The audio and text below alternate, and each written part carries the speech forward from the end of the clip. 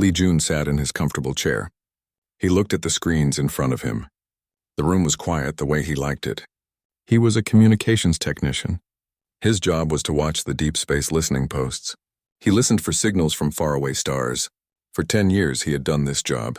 In all that time he had never heard anything but the natural noise of space. It was peaceful, but it was also very boring.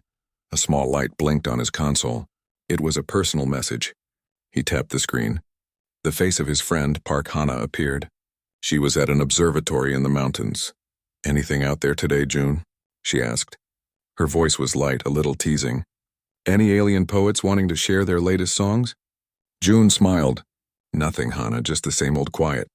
It's another perfectly peaceful day." Hana sighed. "Peaceful, yes, sometimes I wish something would happen. Something big. This monotony is stifling."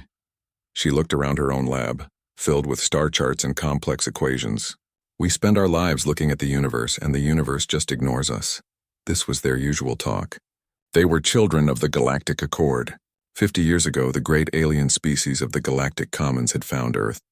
They were amazed by human culture, our music, our art, our stories. They said humanity was special. They were not violent like so many other species. They were invited to join the Commons. There was one condition. The Galactic Accord. Humanity had to give up all its weapons. Every warship was taken apart. Every army was disbanded. War was declared a sickness of the past. In return, humanity got access to amazing technology. They got clean energy, medical wonders, and starships that could travel between worlds. Earth became a paradise of art and science. Cities became beautiful and clean. There was no more hunger, no more war. It was a good life. But for people like June and Hana, it was also a little dull. "I'm going to get some lunch," June said. "Maybe the aliens will send an interesting signal this afternoon. I'll let you know." "I'll be waiting," Hana said, and her image faded from the screen. June stood up and stretched. He looked out the large window of his station. The sky over Seoul was a perfect blue. Silent, efficient sky cars moved between the gleaming towers. It was a perfect picture of peace. He never got his lunch. A loud, piercing alarm screamed through the quiet room. June jumped. He had never heard that sound before. It was the Priority 1 alert. He spun back to his console. The main screen, which usually showed a quiet star field, was now flashing a severe red warning. Unidentified mass gravity signatures, solar system approach, numerous contacts. June's heart hammered in his chest. His fingers flew across the console, checking the data. It had to be a mistake, a sensor ghost, but the data was clear. Dozens, no hundreds of ships were dropping out of faster-than-light travel just beyond the orbit of Mars. They were massive. He opened a channel to the United Earth Government headquarters. "This is Seoul Deep Space Monitoring. We have multiple contacts. Is this a scheduled drill?" The face on the screen was pale, his eyes wide with fear. "It's not a drill, Seoul Monitoring." "We are seeing it too." "Stand by." Across the planet, the same scene was playing out. In every city, the perfect blue sky was broken. One by one, huge dark shapes appeared in the sky. They were not human ships.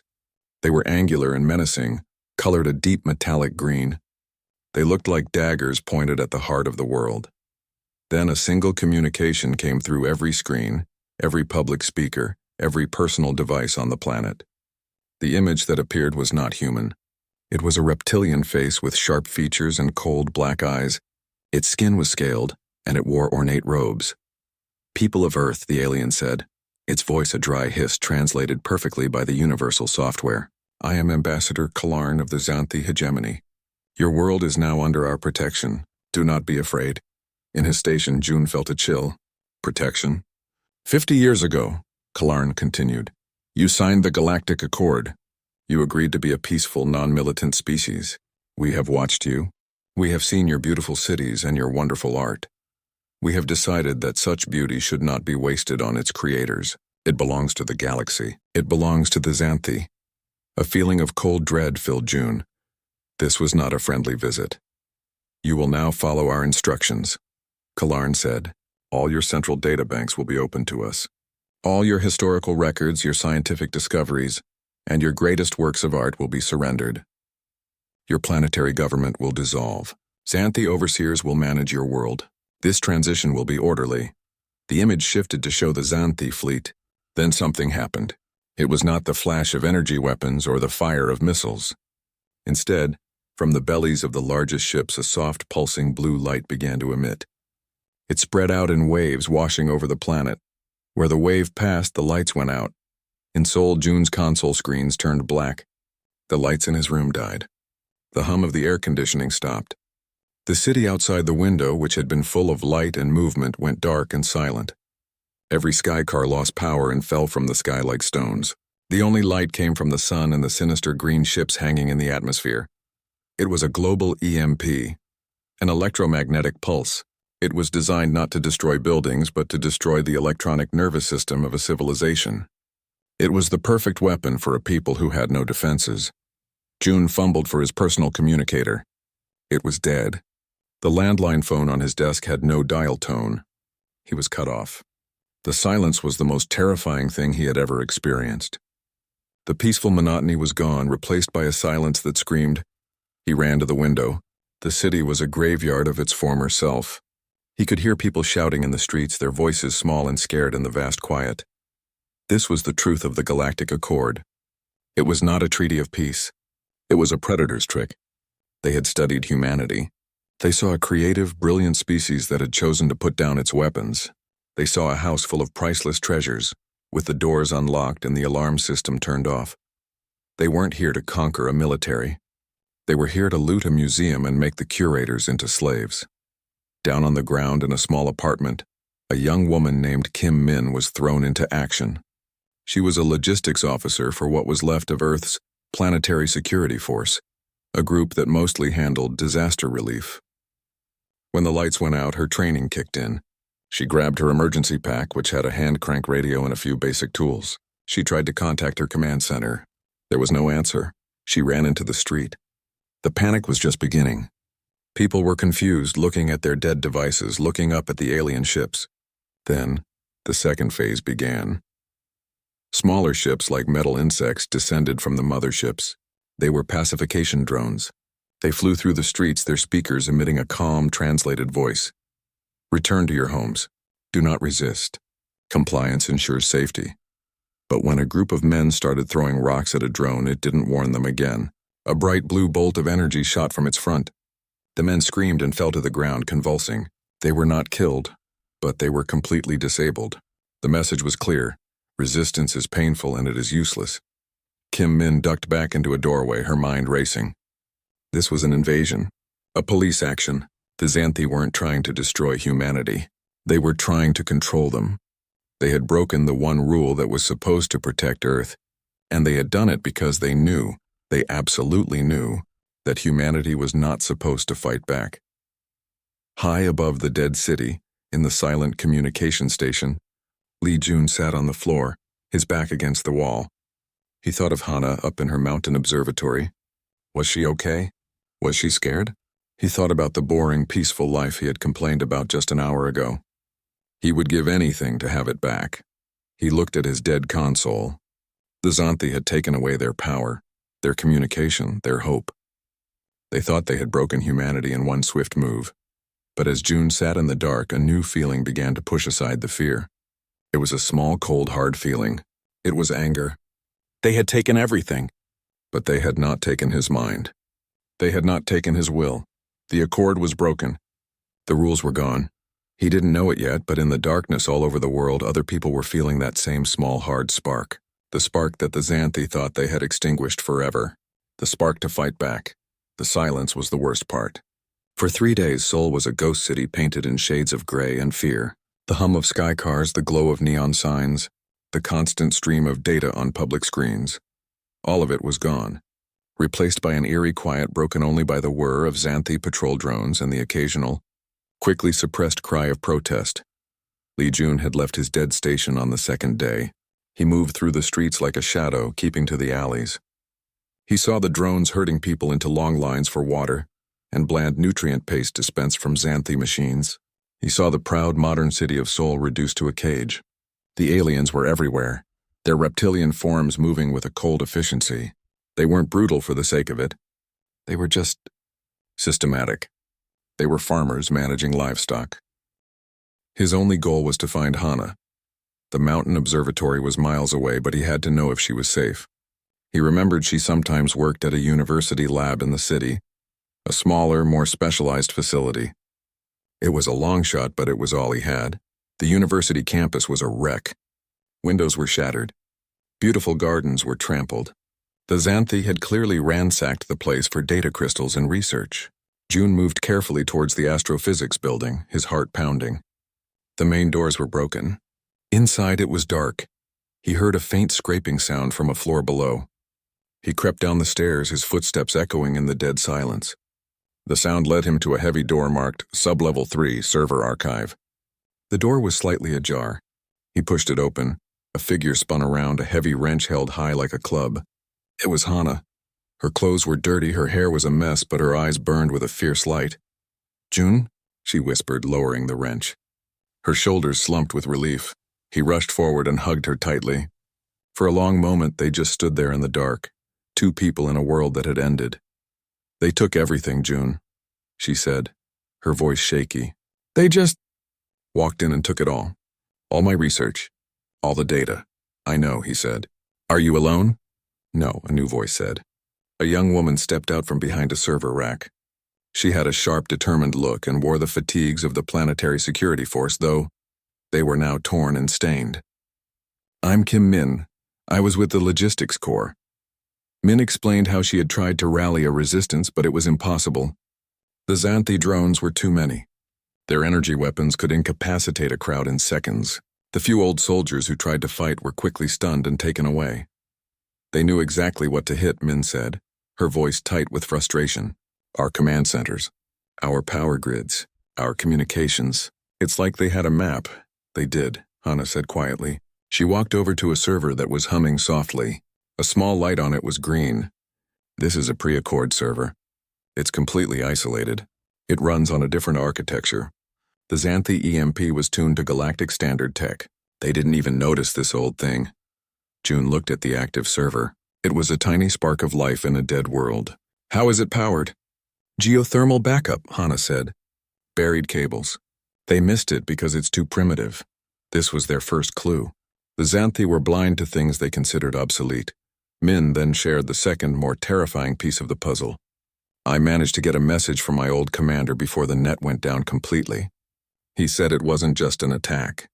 It was a betrayal. The Accord. It had a secret clause." "A kill switch, a what?" June asked.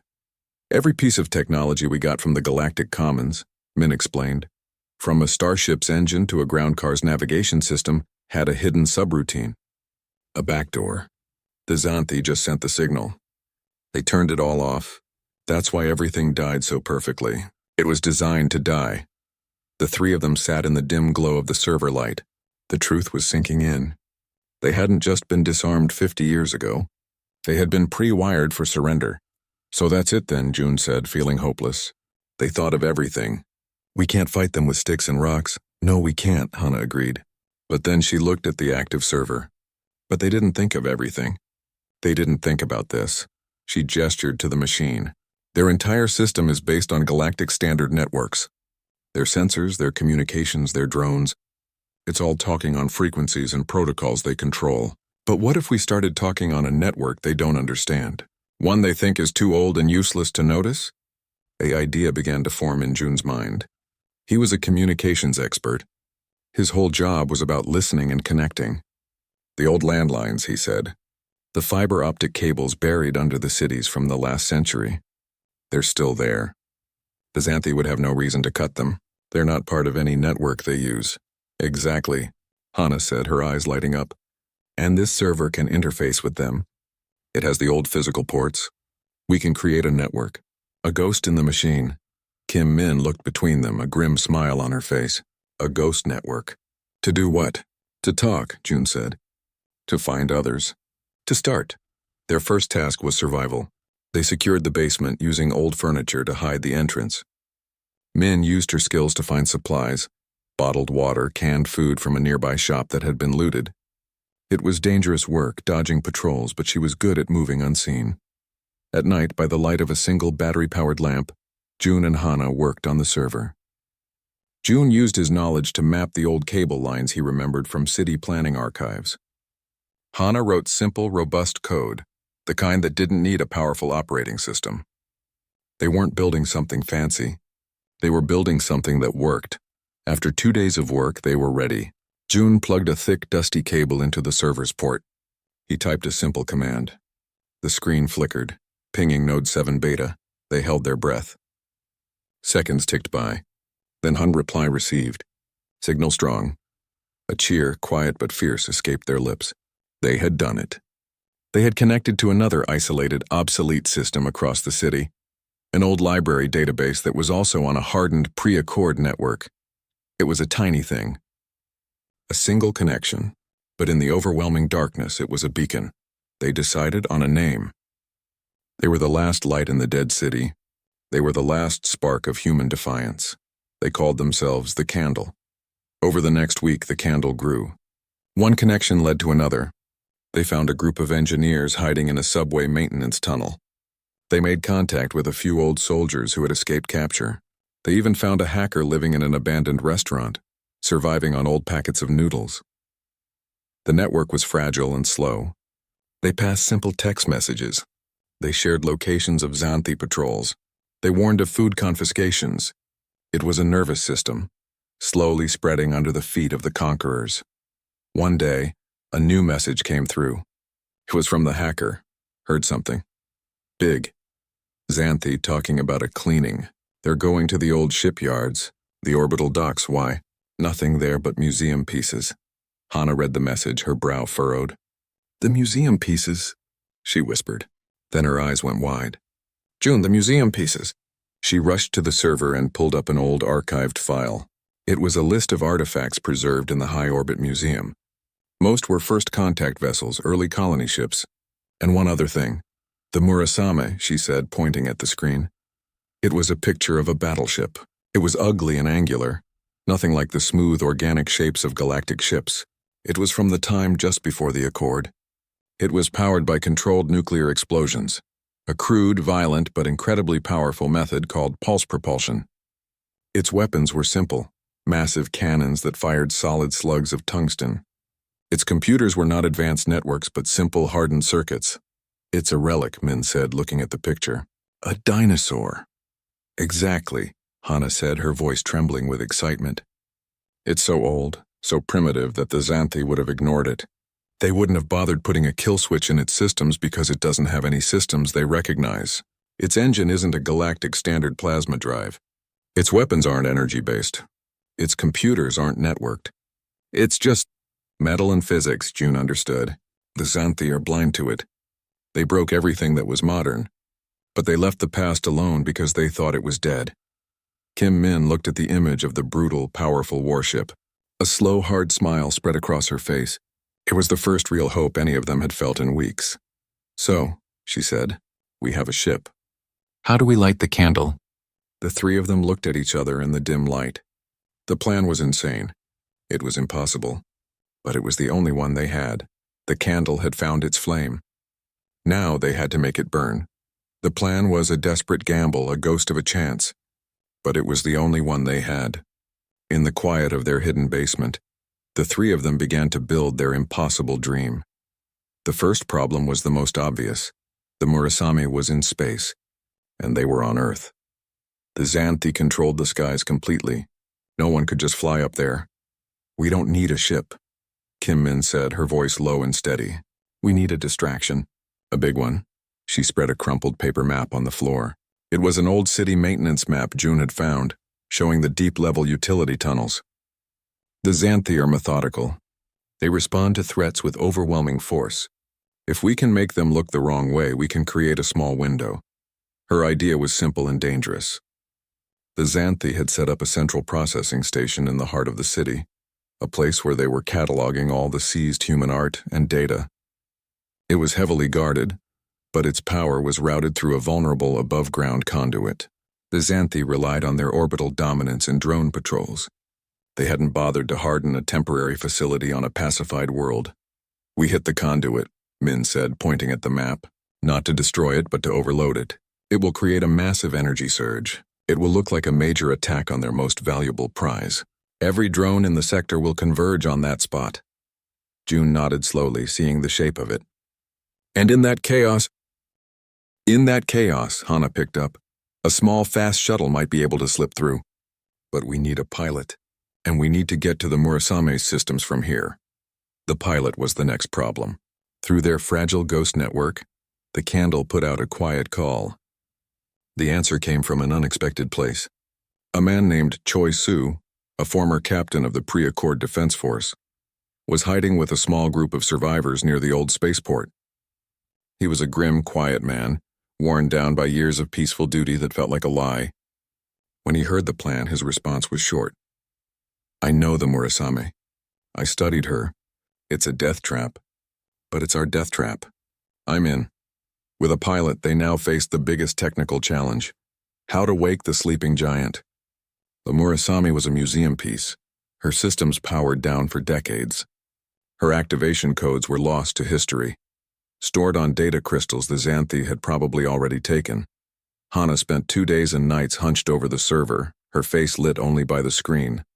She wasn't just a scientist. She was a historian of technology. She dug through archives of ancient pre-Accord engineering forums looking for clues. The Murasame doesn't use code keys, she finally announced, her voice hoarse with exhaustion. It's too old. It uses a physical sequence, a hard start ignition. She showed them a schematic on the screen. It was a series of large physical switches and dials in the ship's engineering room. It's like starting a very old, very large car. Someone has to be on the ship to throw these switches in the right order. The sequence is in the museum's public archive. The Xanthi would never have thought to delete it. So the plan was set. Min would lead a team to create the diversion. Captain Choi Soo and a small crew would use the chaos to take a hidden, short-range personnel shuttle from a secured hangar at the spaceport. They would race to the orbital museum dock, board the Murasame, and physically start her up. The final piece was communication. Once the ship was active, they would need to talk to it. The Xanthi monitored all standard channels. Simple light, June said. He had been working on this part. He had salvaged a powerful old industrial laser from a factory. We can't send a radio signal they'll detect, but we can send a tight beam laser message. It's a straight line of light, invisible unless you're directly in its path. We aim it from here to the Murasame's main viewport. We use simple flashes, Morse code. It was a plan built from scraps and memories. It relied on the Xanthi's arrogance, on their blindness to anything not based on their own advanced technology. The night of the operation was cold and clear. The three of them stood on the roof of the university building. The laser, a heavy, clumsy piece of equipment, was pointed at the sky. Far above, they could see the glint of the orbital docks, a tiny speck of light against the stars. Min checked her watch, an old analog one that didn't rely on any network. It's time, she said. She gave a final sharp nod and melted back into the darkness to lead her team. June and Hana waited, the tension thick in the air. Minutes felt like hours. Then from across the city, a brilliant flash of blue-white light erupted, followed by a deep thrum that vibrated through the air. The Xanthi processing station was lighting up like a beacon. Almost instantly, they heard the increased whine of drone engines as every patrol in the area shot towards the disturbance. It's working, Hana whispered, her knuckles white as she gripped the edge of the roof. June focused on the laser. He had the simple message ready. He just had to wait for the signal. On the edge of the spaceport, Captain Choi Soo saw the flash. His hand tightened on the controls of the small boxy shuttle. His crew of 4, all former engineers and soldiers, sat in tense silence behind him. Go, he said. The shuttle lifted off, its engines a quiet whisper compared to the roar of the diversion. It shot straight up, a tiny speck moving against the backdrop of the chaotic city. Soo flew without lights, using only his instruments and the stars to navigate. His heart hammered against his ribs. Any second he expected to be spotted, to be vaporized by an orbital weapon. But the Xanthi were looking down, at the big, noisy problem on the ground. They ignored the small, silent shadow rising from the planet.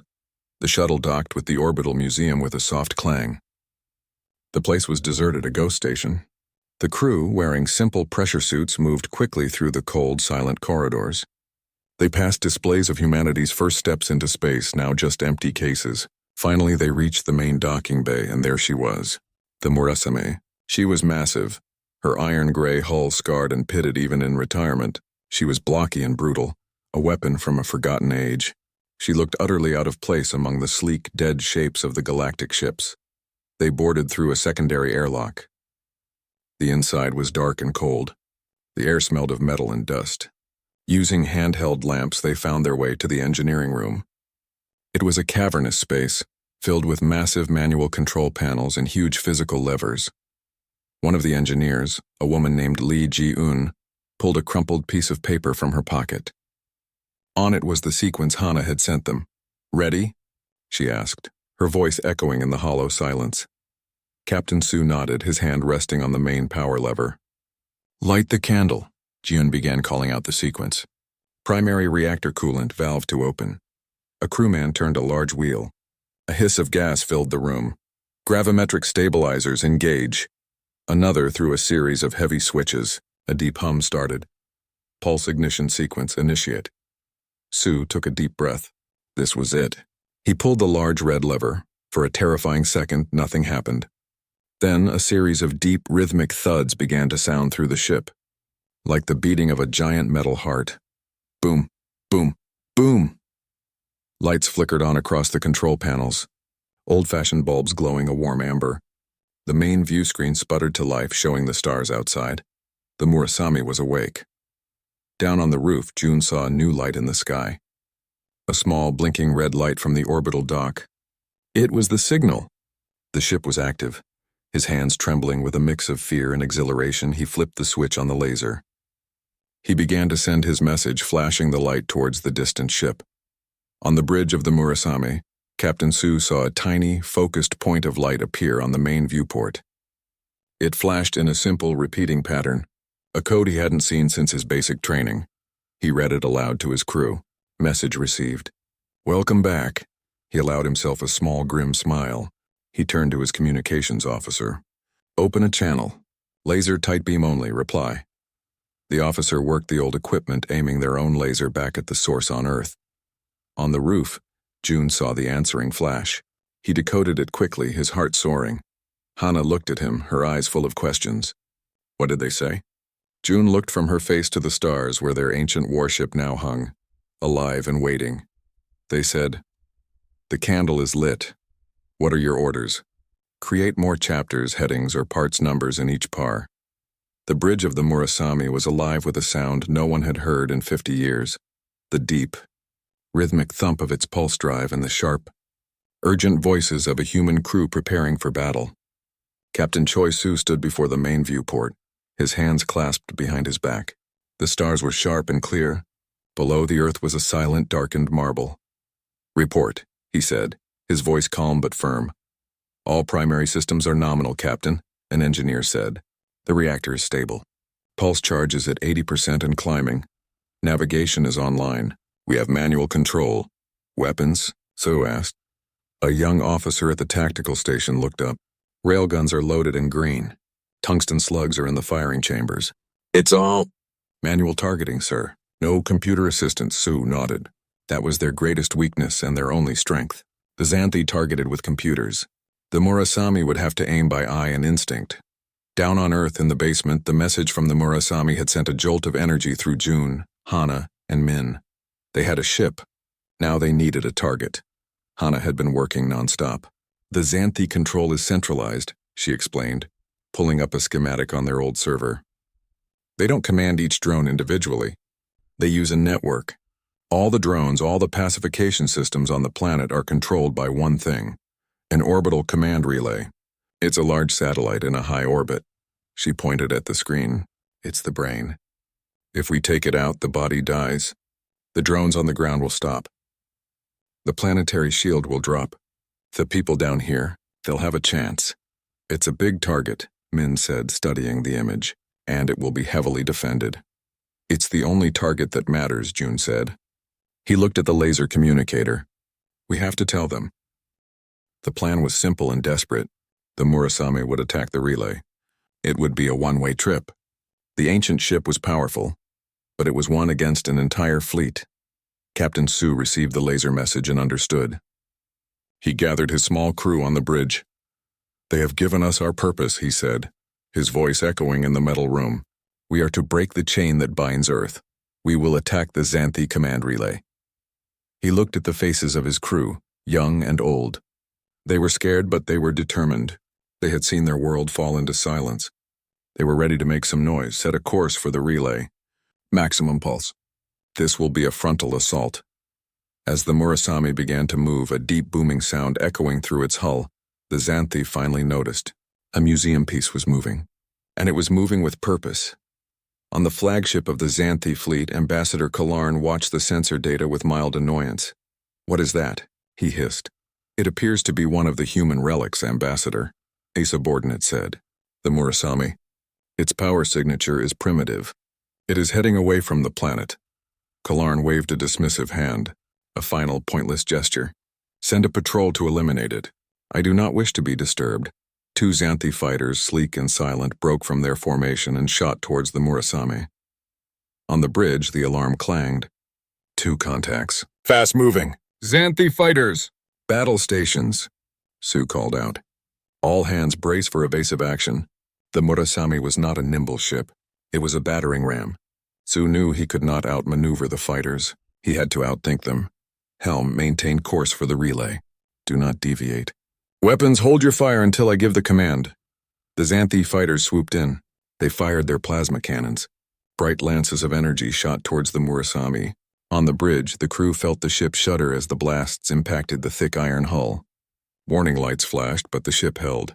"They're targeting our engines," the tactical officer yelled. "Let them," Sue said calmly. "Their targeting computers are designed for ships that try to dodge." "We will not." The fighters made another pass. This time they came closer. Confident the slow, clumsy ship was an easy kill. "Now," Sue barked. "Port broadside. Fire at will!" The Murasami's side cannons roared. They didn't fire energy. They fired solid, heavy slugs of tungsten metal at a tremendous speed. There was no leading the target with a computer. The gunner had to aim where he thought the fighter would be. The first volley missed. The Xanthi pilots, surprised by the physical projectiles, swerved easily. But the second volley did not. One of the slugs, flying blindly through the space where a fighter was about to be, struck its wing. The impact was not a clean energy burn. It was a violent, shattering collision. The fighter spun out of control, its delicate systems torn apart by the brute force impact. The other fighter broke off, confused. Its computer had no data on how to fight a ship that fought like this. On the Xanthi flagship, Kalarn stood up, his eyes narrowed. "What happened?" "The human ship. It uses kinetic weapons, projectiles. Our shields are designed to dissipate energy, not stop physical mass. The fighter was destroyed." Kalarn felt a flicker of something he hadn't felt before. Unease. This was not according to the plan. "Send more ships," he ordered, his voice a sharp hiss. "Destroy that relic!" On Earth, June, Hana, and Min watched through a powerful telescope they had set up on the roof. They saw the flashes of light, the movement of ships. They saw the Murasami take hit after hit but keep moving forward, its pulse drive beating like a stubborn heart. "It's working," Hana whispered. "They're drawing the fleet away from the relay." "But they can't take much more of this," Min said, her voice tight. June looked at Hana. "It's time for the ghost dance." Hana nodded. She went back to the server. She typed a single command. Across the planet, in every hidden node of the Candle network, the message went out. It was a simple set of instructions. On the ground, in cities all over the world, small acts of rebellion began. People who were connected to the Candle used old equipment to blast out random noise on Xanthi communication frequencies. They used powerful magnets to disrupt drone patrols. They shone lasers at Xanthi sensors. Individually, these acts were nothing. A flicker of static, a momentary glitch. But together, thousands of them happening at once, they created a wave of confusion in the Xanthi network. It was a digital ghost, a chaos of meaningless signals. On the Xanthi flagship, warning lights began to flash. "Ambassador, we are experiencing multiple system anomalies planetside. Communications are being jammed. Sensor ghosts are appearing everywhere." Kalarn snarled. "What is the meaning of this?" "It's the humans. They are using primitive methods. Methods we did not account for. The distraction was working. For a few precious minutes, the Xanthi command was looking down at Earth, trying to understand the Phantom Rebellion, instead of focusing on the single, determined warship heading for their relay. Those minutes were all the Murasami needed. Captain Sue saw the Xanthi fleet's movements become confused and sluggish. "The candle is doing its work," he said. "Now we do ours. All power to forward thrust. Prepare the main cannon." The Murasame drove forward, ignoring the smaller ships that harried its flanks. The command relay was now in sight, a large spindly structure glowing with blue energy. "Target is in range." "Fire main cannon," Sue commanded. The ship's entire frame shuddered. A massive tungsten slug the size of a small car shot from the front of the Murasame. It crossed the distance in a heartbeat and struck the center of the relay. The impact was silent in the vacuum of space, but the effect was spectacular. The relay exploded in a brilliant flash of white light, then twisted into a cloud of silent, expanding debris. On Earth, the change was immediate. The patrol drones in the streets of Seoul simply stopped moving. Their lights went out. They fell from the sky or stood frozen on the ground like metal statues. The constant low hum of the planetary shield generator ceased. The sky was just the sky again. A great collective gasp seemed to go through the city. Then a roar. A roar of a billion voices suddenly unleashed. The candle had not just been a light in the darkness. It had started a fire. On the bridge of the Murasame, the crew cheered. But their celebration was short-lived. The ship was badly damaged. Alarms were blaring. And the entire Xanthi fleet was now turning its full attention towards them. Captain Sue looked at the angry red ships moving to surround them. He knew the Murasame could not survive another fight. "Helm," he said, his voice quiet but clear. "Set a new course, sir." He looked at the image of the Xanthi flagship, the largest and most menacing ship in the fleet. "Set a course for the enemy command ship. Maximum pulse." "We are not finished yet." The silence on Earth did not last long. It was broken by a new sound, one that had been forgotten for 50 years, the sound of human fury. With the drones dead and the Xanthi command in chaos, the people poured into the streets. They were no longer scared citizens. They were a storm. They used tools, pipes, and their bare hands to attack the stunned Xanthi soldiers on the ground. The aliens, who had only ever trained to fight a docile population, were completely overwhelmed by the raw, chaotic anger of a species fighting for its life. In the basement, June, Hana, and Min felt the vibrations of the rebellion through the walls. They had done their part. Now the fight was in the hands of everyone, but their eyes were fixed on the telescope screen. The Murasame was still out there. On the bridge, the air was thick with smoke and the smell of burning wires. Red lights flashed, casting a hellish glow. Captain Choi Soo held onto his command chair as the ship shuddered from another near miss. "The relay is destroyed, Captain," an officer reported, his voice cracking. Soo did not smile. His work was not done. The Xanthi fleet was wounded but not dead. Their flagship, a massive vessel shaped like a spearhead, was now turning its main weapons towards the Murasame. They were angry. The museum piece had humiliated them. "We have multiple hull breaches on decks 3 and 4. Life support is failing." Sue looked at the main screen. The Xanthi flagship filled the view. It was 100 times the size of his ship. Its weapons glowed with a deadly green light. He knew a single direct hit would vaporize the Murasame. He also knew they could not run. The pulse drive was dying. They had maybe minutes of power left. He made a decision. It was not a difficult one. "All hands," he said, his voice calm over the ship's intercom. "This is the captain. Prepare for final maneuver. Abandon ship. I repeat, all crew to the escape pods." The crew on the bridge looked at him, their faces pale but resolute. They understood. "Helm," Sue said, turning to his pilot. "Plot a new course. For the Xanthi flagship, maximum remaining power." The pilot, a young woman named Park Ji-min, nodded. Her hands flew across the console. "Course laid in, sir. Engineering, give me everything we have left. I want to go out with a bang." The deep booming pulse of the engine became a frantic, ragged drumbeat. The Murasame, bleeding air and fire, turned its broken nose towards the heart of the enemy fleet and accelerated. On the Xanthi flagship, Ambassador Kalarn watched the sensor display with disbelief. The human ship was not retreating. It was charging them. It was a suicidal move. "They are insane," he hissed. "Destroy them now!" Lances of green plasma shot from his ship. They tore into the Murasame, shearing off whole sections of its hull. But the ancient battleship, built of thick iron and sheer human stubbornness, kept coming. It was like trying to stop a falling mountain with a pebble. On Earth, June, Hana, and Min watched, holding their breath. They saw the Murasame, a tiny burning speck flying directly into the heart of the giant enemy ship. "It's a ramming maneuver," Min whispered, her voice full of awe and sorrow. They saw the flash. A silent, brilliant explosion as the Murasame drove itself into the belly of the Xanthi flagship. The explosion tore through the alien ship, setting off a chain reaction deep inside its core. A moment later, a second, much larger explosion ripped the flagship apart from the inside, turning it into a brief new sun in the night sky. Then, silence. The remaining Xanthi ships. Their command structure shattered. Their leader dead, drifted in confusion. Without orders, their aggressive programming faltered. One by one, their engines glowed and they began to retreat, jumping away from the suddenly deadly planet. On the roof, June, Hana, and Min stood in stunned silence. The sky was clearing. The enemy was gone. They had won, but the cost felt immense. Weeks passed. The world began the long, hard work of rebuilding. The story of the candle and the Murasame spread, becoming a legend overnight. The symbol of a burning candle over a gear was painted on walls and sewn onto clothes. It was no longer a secret. It was a flag. The surviving leaders of the rebellion, including June, Hana, and Min, formed a temporary council. One of their first tasks was to deal with the prisoners. The most important prisoner was Ambassador Kalarn. His escape pod had been found floating in the wreckage of his ship.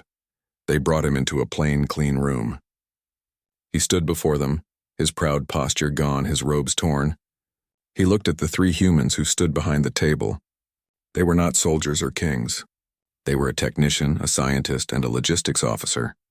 They had broken his empire. "You," Kalarn spat, his voice full of venom. "You were not supposed to fight back. The Accord.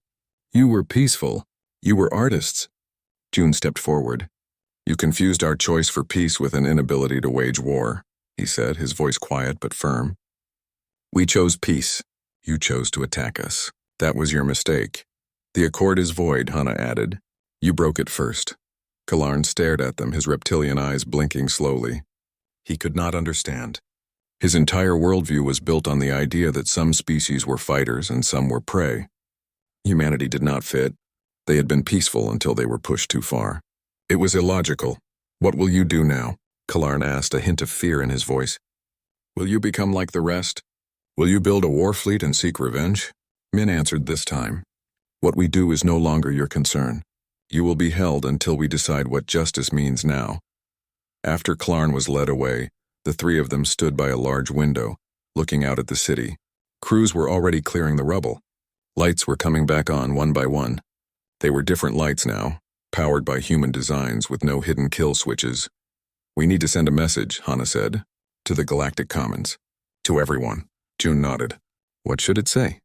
They thought about it. It couldn't be a threat. That would make them no better than the Xanthi, but it couldn't be a plea for peace either. That had already failed.